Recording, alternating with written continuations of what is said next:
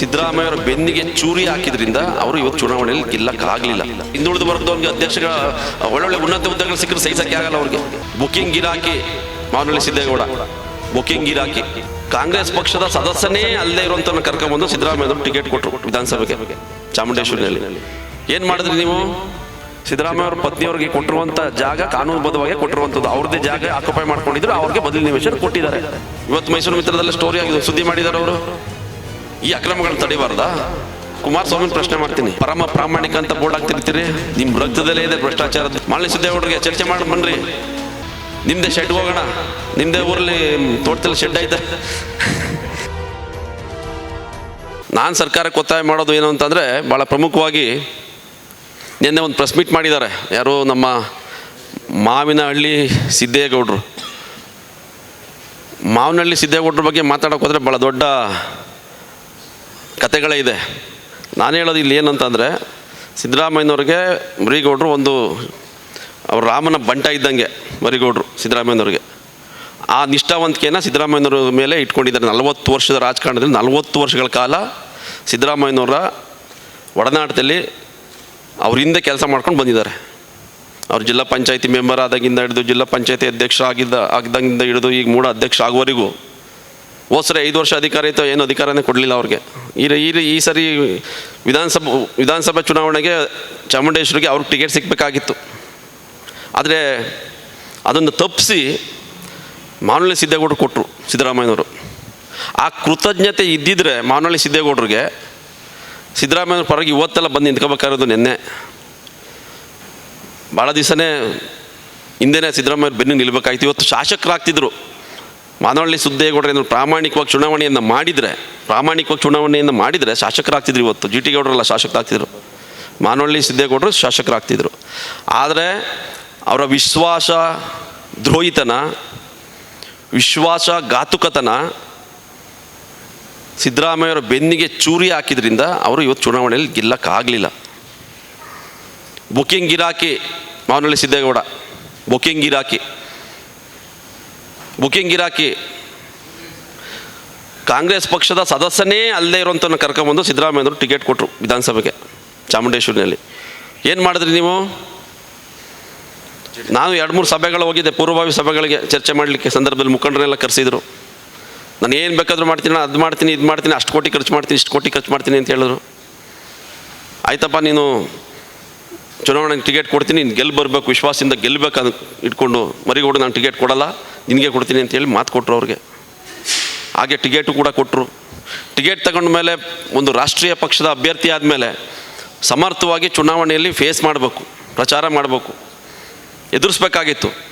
ಅದು ಬಿಟ್ಬಿಟ್ಟು ನೀವು ಚುನಾವಣೆ 2 ದಿವಸ 3 ದಿವಸ ಐತೆ ನನಗೆ ಫೋನ್ ಸ್ವಿಚ್ ಆಫ್ ಮಾಡಿಕೊಂಡು ಯಾವುದೇ ಜನಗಳಿಗೆ ಸಿಗ್ತೇನೆ ಪಲಾಯನ ಆಗ್ಬಿಡೋವಂಥದ್ದು. ಕ್ಷೇತ್ರದಿಂದ ಪಲಾಯನ ಆಗ್ಬಿಟ್ರು.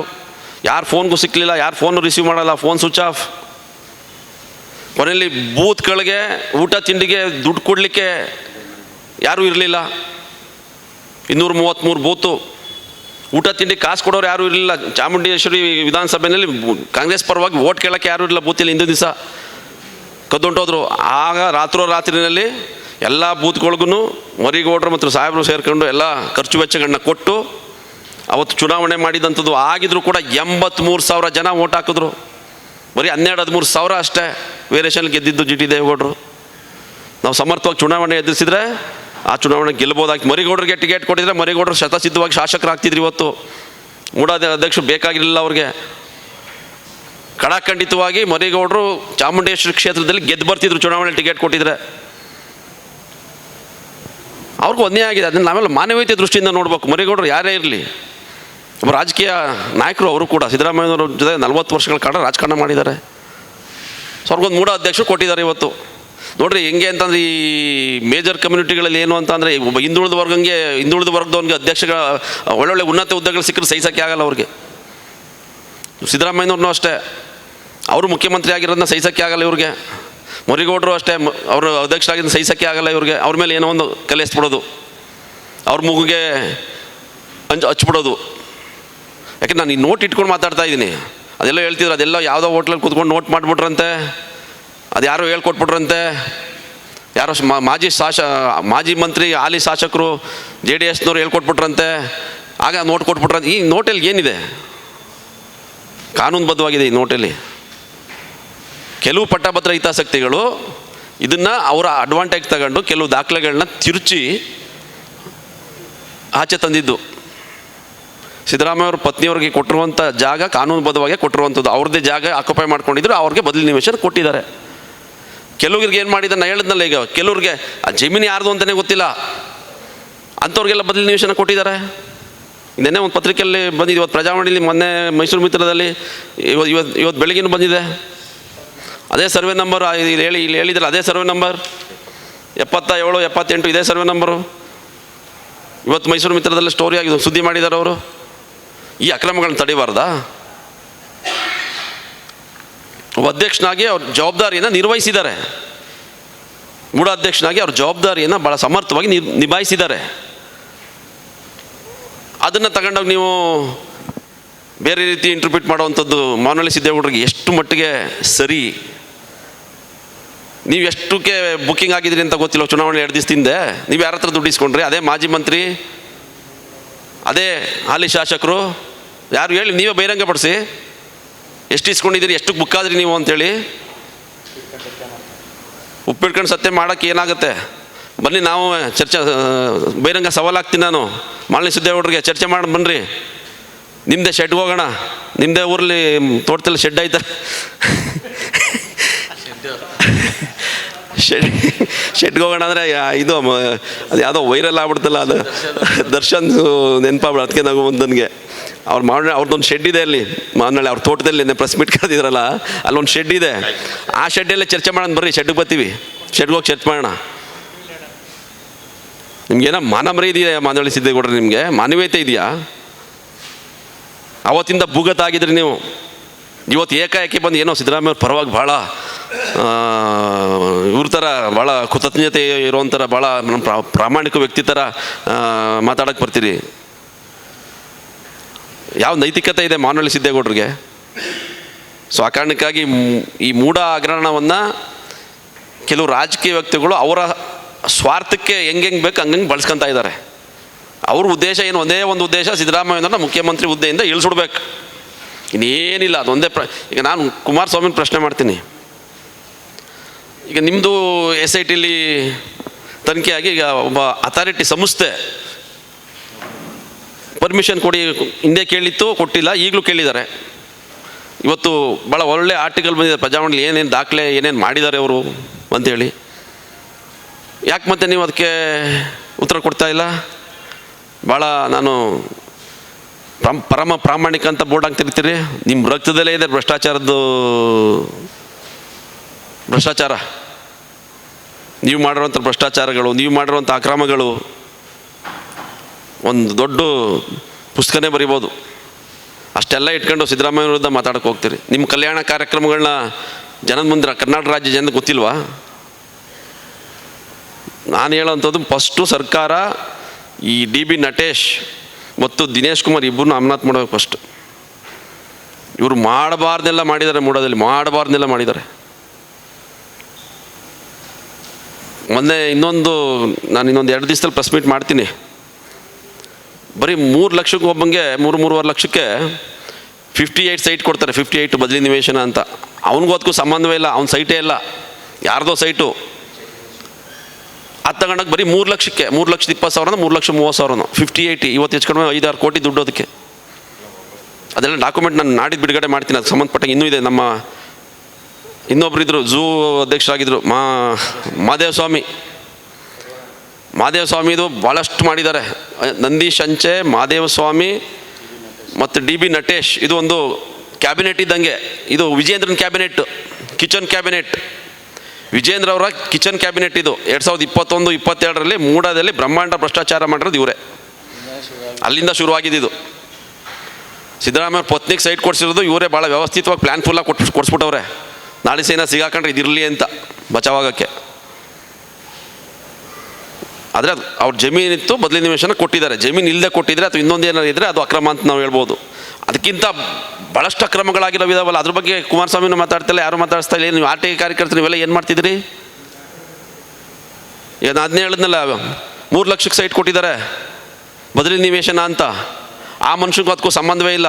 ಅವ್ನ ಜಮೀನೇ ಅಕ್ವೈರ್ ಮಾಡ್ಕೊಂಡಿರಲ್ಲ ಮೂಡ, ಅಂಥವ್ನಿಗೆ ಬದಲಿ ನಿವೇಶನ ಅಂತೇಳಿ 50-80 ಸೈಟ್ ಕೊಡ್ತಿದ್ದು ನೀವು ಕಮರ್ಷಿಯಲ್ಲು ದೇವೇಗೌಡ ಸರ್ಕಲ್ ಹತ್ರ. ಅದ್ರ ಬಗ್ಗೆ ಯಾರು ಆರ್ ಟಿ ಐ ಕಾರ್ಯಕರ್ತರು ಸೊಲ್ಲೆ ಎತ್ತಾ ಇಲ್ಲ. ದಾಖಲೆ ನಾನು ಇನ್ನೊಂದು 2-3 ಸಲ ಬಿಡುಗಡೆ ಮಾಡ್ತೀನಿ ಅದೆಲ್ಲ. ಇದು ಇಷ್ಟೇ ನಾವು ಹೇಳ್ತಿರೋದು, ಮರಿಗೌಡ್ರನ್ನ ಇಲ್ಲಿ ಮುಂದಕ್ಕೆ ಇಟ್ಕೊಂಡು ಹಿಂದೆ ಏನೆಲ್ಲ ಮಾಡ್ತಾಯಿದ್ದಾರೆ. ಆ ಕಾರಣಕ್ಕೆ ಮಾನವಳ್ಳಿ ಸಿದ್ದೇಗೌಡರು ಅಂಥವ್ರಿಗೆ ಪರಿಜ್ಞಾನ ಇರಬೇಕು. ನೀವೆಲ್ಲ ಸೀನಿಯರು ಹಿರಿಯರಿದ್ದೀರಿ. ಮೊದಲು ಕಾಂಗ್ರೆಸ್ ಪಕ್ಷದಿಂದ ಉಚ್ಚಾಟನೆ ಮಾಡಬೇಕು ಮಾನವಳ್ಳಿ ಸಿದ್ದೇಗೌಡರು ಅಂತಾರನ್ನ. ಯಾರು ಒಬ್ಬರು ರಾಷ್ಟ್ರೀಯ ಪಕ್ಷಕ್ಕೆ 1 ವಾರದಲ್ಲಿ ಟಿಕೆಟ್ ಕೊಡ್ತಾರೆ ರೀ. JDS ಅಲ್ಲಿದ್ರು ಇವರೆಲ್ಲ 1 ವಾರಕ್ಕೆ ಟಿಕೆಟ್ ಕೊಟ್ಟು ರಾಷ್ಟ್ರೀಯ ಪಕ್ಷದಲ್ಲಿ ಚುನಾವಣೆಯಲ್ಲಿ ಹೋಗಿ ದುಡ್ಡು ಖರ್ಚು ಮಾಡಿ ಗೆಲ್ಲಕ್ಕಾಗದೆ ಬಂಡವಾಳ ಮಾಡಿಕೊಂಡ್ರು ಟಿಕೆಟ್ನ. ಕೋಟಿ ಗಂಟೆ ದುಡ್ಡು ಇಸ್ಕೊಂಡಿದ್ದಾರೆ ಅಂತೇಳಿ ಪ್ರಚಾರ ಆಗಿದೆ ಕ್ಷೇತ್ರದಲ್ಲಿ.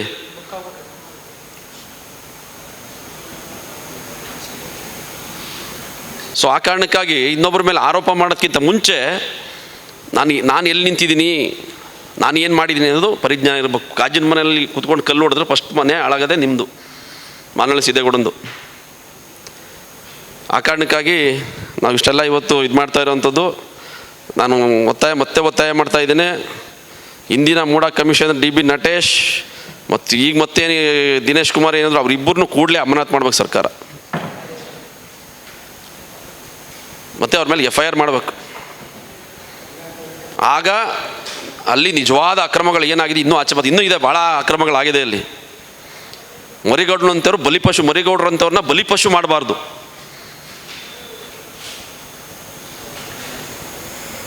ಮಾಧ್ಯಮದ ಮೂಲಕ ಸುಮ್ಮನೆ ಏಕಾಏಕಿ ಆರೋಪಗಳು ಮಾಡೋದು ಅವ್ರ ಮೇಲೆ. ಮರಿಗೌಡನೇ ಇದಕ್ಕೆ ಕಾರಣ, ರಾಜೀನಾಮೆ ಕೊಟ್ಬಿಡ್ಬೇಕು ಅಂತ ಹೇಳೋವಂಥದ್ದು. ಈಗ JDS ಪಕ್ಷದವರು, BJP ಅವರು, ಕಾಂಗ್ರೆಸ್ಸು, ನಾನು ಹೇಳೋದು 3 ಪಾರ್ಟಿಯವರು ಮಾಡಿದ್ದಾರೆ. ನಾನೇನು BJP, ಕಾಂಗ್ರೆಸ್, JDS ಏನಿಲ್ಲ, ಎಲ್ಲ ಪಾರ್ಟಿಯವರು ಮಾಡಿದ್ದಾರೆ ಇಲ್ಲಿ ಅಕ್ರಮದಲ್ಲಿ. ಎಲ್ಲ ಪಾರ್ಟಿಯವರು ಭಾಗಿ, ಎಲ್ಲರೂ ತನಿಖೆ ಮಾಡಲಿ. ಅದು BJPನವರಾಗಲಿ, ಕಾಂಗ್ರೆಸ್ ಆಗಲಿ, JDS ಆಗಲಿ. ಸೊ ಆ ಕಡೆ ಅಲ್ಲಿ ಏನಂದರೆ ಮೂಡ ಕ್ಲೀನ್ ಆಗಬೇಕು. ನಾವು ಅದನ್ನೇ 2021ರಲ್ಲಿ ಮೂಡವನ್ನು ಭ್ರಷ್ಟ ಮುಕ್ತಗೊಳಿಸಿ ಅಂತೇಳಿ ಒಂದು ಲೋಗೋನ ಇಟ್ಕೊಂಡು ಹೋರಾಟ ಮಾಡಿದ್ದು. ನಾನು 3 ತಿಂಗಳು ಹೋರಾಟ ಮಾಡಿದ್ದೆ ಸತತವಾಗಿ, 3 ತಿಂಗಳು. ಆಗ ನಮ್ಮ ಕೇರ್ಪೇಟೆ ಕೃಷ್ಣ ಇದ್ದರು ವಿಧಾನಸಭಾ ಸ್ಪೀಕರು, ಅವ್ರ ಮೂಲಕ ನಾನು ಅಭಿಯಾನ ಶುರು ಮಾಡಿಸಿದ್ದೆ ಆಗ. ಸೊ ಹಂಗಾಗಿ ಸಾರ್ವಜನಿಕರಿಗೆ ಅನುಕೂಲ ಆಗಬೇಕು. ಬಡವ್ರ ಬಗ್ಗರಿಗೆ ಒಂದು ಸೈಟ್ ಕೊಡಲ್ಲ ಮೂಡದಲ್ಲಿ ಇವತ್ತುವರೆಗೆ. 20 ವರ್ಷದಿಂದ ಒಂದು ಸೈಟ್ ಕೊಡೋಕ್ಕಾಗಿಲ್ಲ. ಇವ್ರುಗಳ ಮಾತ್ರ ನೋಡಿ ಕೋಟಿ ಸೈಟ್ಗಳನ್ನ ಬರೀ ಲಕ್ಷಾಂತರ ರೂಪಾಯಿಗೆ ಮಾರ್ಕೊಂಡು ಹೋಗಿದ್ದಾರೆ. ಇವತ್ತುವರೆಗೂ ಅವ್ರ ಮೇಲೆ ಒಂದು ಕ್ರಮ ಆಗಿಲ್ಲ. ಇವತ್ತು ಯಾರು ಅಷ್ಟೆಲ್ಲ ನಾವು ಹೋರಾಟ ಮಾಡ್ಕೊಂಬಂದಿದ್ದೀವಿ ಅವತ್ತಿಂದ. ನಂದೀಶ್ ಅಂಚೆ ಮೇಲೆ ಹೋರಾಟ ಮಾಡೋದು, DB ನಟೇಶ್ ಮೇಲೆ ಹೋರಾಟ ಮಾಡೋದು, ಹಿಂದಿನ ಮೂಡ ಕಮಿಷನರ್ ಮೇಲೆ ಇಷ್ಟೆಲ್ಲ ಮಾಡಿದ್ರು. ಅವ್ರ ಮೇಲೆ ಒಂದು ಸಣ್ಣ ನೋಟಿಸು ಕೂಡ ಕೊಟ್ಟಿಲ್ಲ ಇವತ್ತುವರೆಗೆ ಮೂಡ. ಆದರೆ ಸಿದ್ದರಾಮಯ್ಯನವರ ಪತ್ನಿಯವ್ರದ್ದು ಅಕ್ರಮ ಆಗ್ಬಿಟ್ಟಿದೆ ಅಂತೇಳಿ ಏನು ಪಾದಯಾತ್ರೆ ಮಾಡ್ಕೊಬತ್ತೀರಿ, ಪ್ರಾಸಿಕ್ಯೂಷನ್ ಅನುಮತಿ ಕೊಡಿಸ್ತೀರಿ. ನೀವು ಮಾಡಿರೋದೇನು? ಸೊ ಆ ಕಾರಣಕ್ಕಾಗಿ ಇಂಥ ನಂಬಿಕೆ ದ್ರೋಹಿಗಳಿದಾರಲ್ಲ ಮಾನವಳ್ಳಿ ಸಿದ್ದೇಗೌಡರು ಅಂಥವ್ರು, ರಾಜಕಾರಣದಿಂದ ನಿವೃತ್ತಿ ಅವರೇ ಹೊಂದಬೇಕು. ಇಲ್ಲ ಜನ ಕಲ್ಲು ತಗೊಂಡು ಹೊಡಿತಾರೆ ಸದ್ಯದಲ್ಲಿ. ಮಾನವಳ್ಳಿ ಸಿದ್ದೇಗೌಡರಂಥ ರಾಜಕಾರಣಿಗಳು ಈ ಕೂಡಲೇ ರಾಜಕಾರಣದಿಂದ ನಿವೃತ್ತಿ ಆಗ್ಬೇಕು ಅವರೇ. ಇಲ್ಲಾಂದರೆ ಜನ ಕಲ್ಲು ತಗೊಂಡು ಹೊಡೆಯೋದಷ್ಟು ದೂರ ಇಲ್ಲ. ಸಿಕ್ಕಿದ ಕಡೆ ಕಲ್ಲು ತಗೊಂಡು ಹೊಡಿತಾರೆ ಜನ. ಅದನ್ನ ಅರ್ಥ ಮಾಡ್ಕೋಬೇಕು ಮಾನವಳ್ಳಿ ಸಿದ್ದೇಗೌಡರಂಥವ್ರು.